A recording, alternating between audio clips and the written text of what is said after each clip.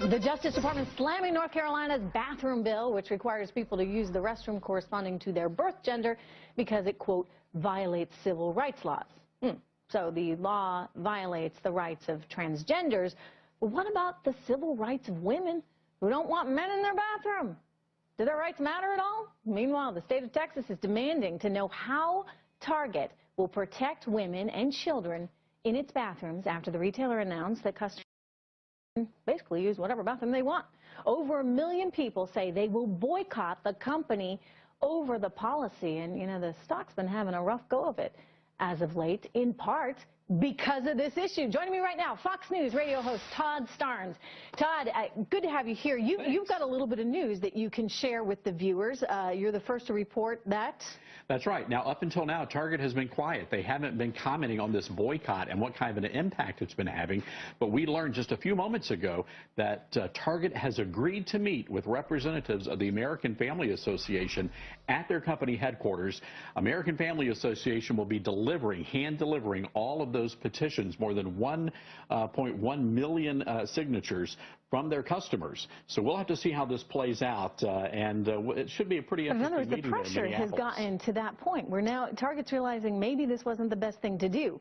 Right. When you have 1 million people signing a petition, customers that say they're not going to go to your store because they don't like you taking a stand on that policy, you got to wake up and pay attention to that as a business. Well, you know, the Texas Attorney General Ken Paxton delivered exclusively to Fox Business a copy of that letter that he sent to Target, demanding to know what they were doing to protect women and children in the bathrooms in their Texas stores.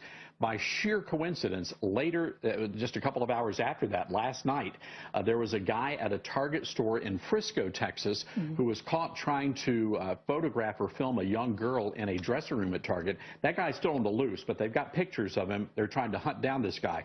That's what people are worried about. They're not worried about transgender folks. They're worried about the bad apples, the folks who might take advantage of those rules. See, Todd, I think, you know, in society we have certain norms, right? And one of them is when you go as a woman to the restroom, you expect to see other women in there and children.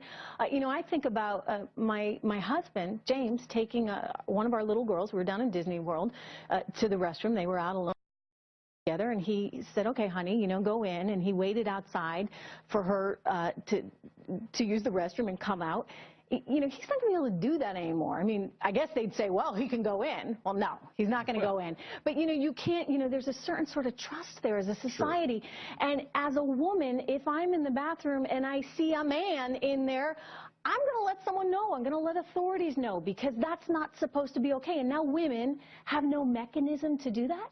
That's right. They do not, according to the government. Look, yesterday, and this story wasn't picked up by the national media, but 50 families in Palatine, Illinois, filed a federal lawsuit against the Department of Education. The government came in, the Obama administration came in and told the school district, you will allow a boy in the girls' dressing room, and if you don't, we're going to pull your funding. It's the same ploy that they applied in the state of North Carolina, and they're telling these folks, you will comply with these demands. It's just taking it too far. I mean, whatever happened to just, you know, not saying anything? If a man dressed as a woman because he thinks he's a woman is in the women's room, no one's really going to complain about that. Nobody really cares. But Trish, look at the big picture here. We've been deconstructing gender for the past several years in this country, and this is just a part of that process. And I think it's shocking a lot of people right now. They're waking up and saying, hey, wait a second. We're saying it's okay now for a little boy or for an 18-year-old boy to be in the same dressing room or locker room with a girl? No, it's not. It's just not. And this is why people are reacting so strongly to all this.